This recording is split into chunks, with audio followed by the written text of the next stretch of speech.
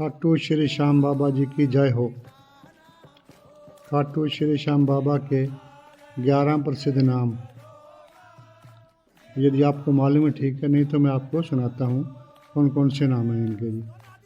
वैसे तो बाबा खाटू श्याम को उनके भक्त अलग अलग नामों से पुकारते हैं, पर जो 11 सबसे प्रसिद्ध नाम हैं और उनके पीछे की कहानी क्या है, आज इस कहानी में हम जानेंगे।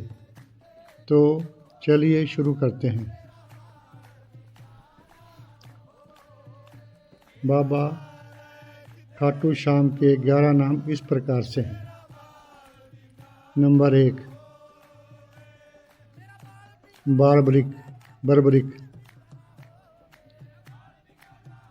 खाटू श्याम का पहले का नाम बर्बरिक था, जो कि उसकी माता और पिता द्वारा दिया गया था। बर्बरिक की माता का नाम अहलावती मोरवी और पिता का नाम घटोत्कच था। घटोत्कच अधिक शक्तिशाली गदाधारी भीम के पुत्र थे और माता मोरवी नाग कन्या की पुत्री थी।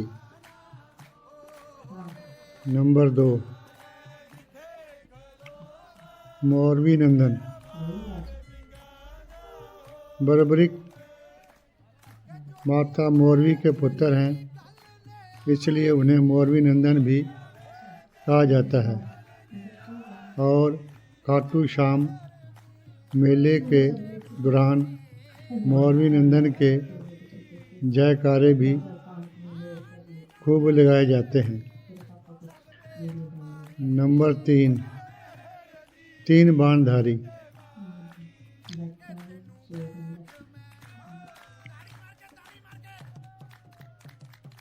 बर्बरिक भी अपने पितामह और पिता की तरह अत्यंत उत्कृष्ट योद्धा थे। बर्बरिक ने भगवान श्री कृष्ण के प्रेरणा से माँ दुर्गा की तपस्या की और माँ दुर्गा से 3 अद्वितीय शक्तियाँ बाण प्राप्त किए थे। इन बाणों की शक्ति से वे संपूर्ण ब्रह्मांड को वश में कर सकते थे, इसलिए उन्हें त्रिशूलधारी भी कहा जाता है। उनके जैसा धनुधारी इस विशाल ब्रह्मांड में नहीं था, नहीं है और न ही कभी होगा। इस अद्वितीय योद्धा की कहानी ने हमें अद्वितीय शक्ति और साहस का संदेश दिया। इस अद्वितीय योद्धा की कहानी ने हमें अद्वितीय शक्ति और साहस का संदेश दिया। नंबर 4, शीश के दानी। नंबर 4, शीश के दानी। जब बर्बरिक ने महाभारत युद्ध की बात सुनी तो उन्होंने भी इस युद्ध में भाग लेने का निश्चय किया और अपनी माता मोरवी के पास उनका आशीर्वाद प्राप्त करने पहुँचे। उनकी माता मोरवी ने उनसे वचन मांगा कि वे इस युद्ध में हारे का पक्ष का साथ देंगे। भगवान श्री कृष्ण ने इससे स्वीकार किया, क्योंकि उन्हें पहले से ही यह ज्ञात था कि इस युद्ध में कौरवों की हार निश्चित है। कृष्ण भगवान ने ब्राह्मण के रूप में प्रकट होकर दान में बर्बरिक का शीश मांगा। बर्बरिक ने कृष्ण भगवान को शीश दान कर दिया। इसी कारण उन्हें शीश का दानी भी कहा जाता है। इस युद्ध के इतिहास में इस घटना का विशेष महत्व है। नंबर 5, लख दतार। भगवान शाम को लख दतार भी कहा जाता है क्योंकि श्याम बाबा की महिमा बहुत निराली है।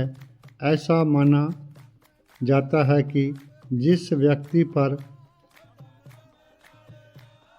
श्याम बाबा की कृपा होती है वह व्यक्ति हर तरह से संपन्न हो जाता है और श्याम बाबा की कृपा के कारण लाखों भक्तों में जहां सामान्य व्यक्ति भी धनवान बन जाता है।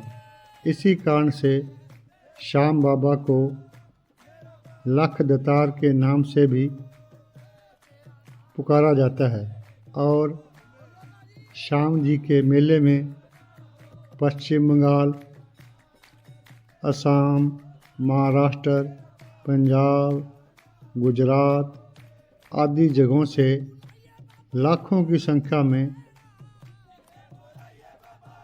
दर्शन करने के लिए श्रद्धालु आते हैं। नंबर 6, कलयुगी के अवतार। कलयुगी के अवतार।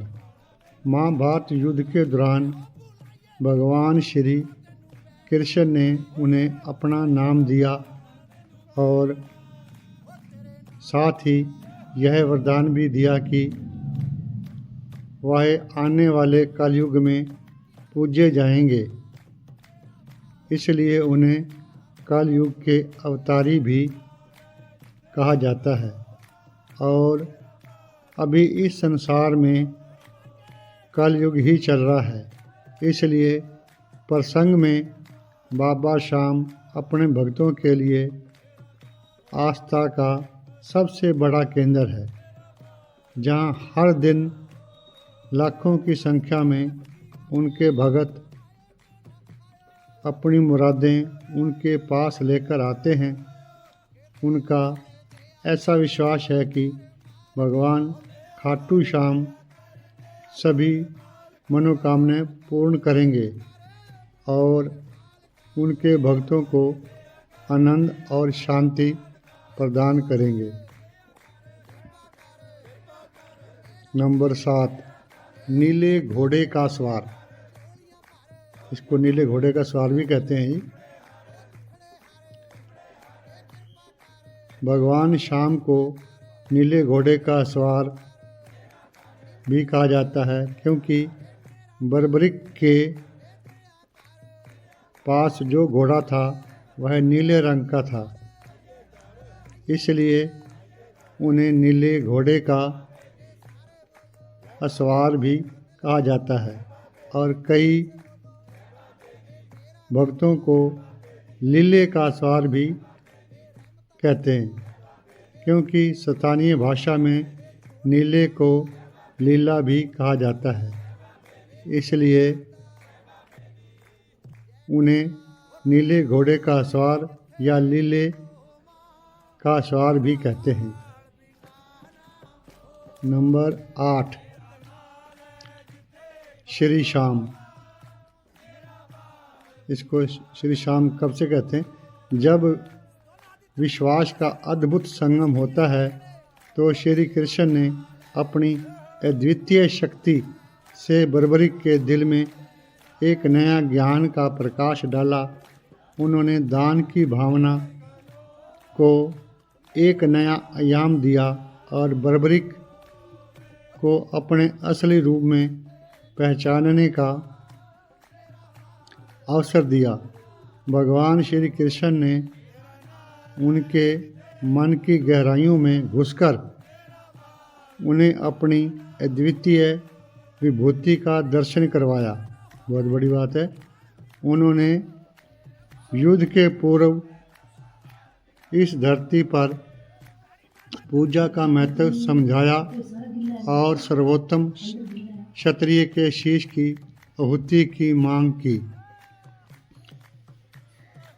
बर्बरिक ने अपनी आत्मा को उनके पास रखने के लिए तैयारी की, लेकिन उन्होंने एक शर्त रखी कि वह महाभारत के युद्ध का दर्शन करेंगे। भगवान श्री कृष्ण ने उनकी इच्छा को पूरा करने के लिए ऊंची पहाड़ी पर उनका शीश स्थापित किया, जहां से उन्हें पूरे महाभारत युद्ध का दर्शन किया। भगवान श्री कृष्ण ने उनकी साहसिकता को सराहा, उन्हें श्रेष्ठ वीर का उपाधि दिया, साथ ही उन्हें नाम श्याम दिया। इस अद्वितीय घटना के कारण बाबा श्याम को भी श्याम के नाम से भी जाना जाता है। नंबर 9, हारे का सहारा।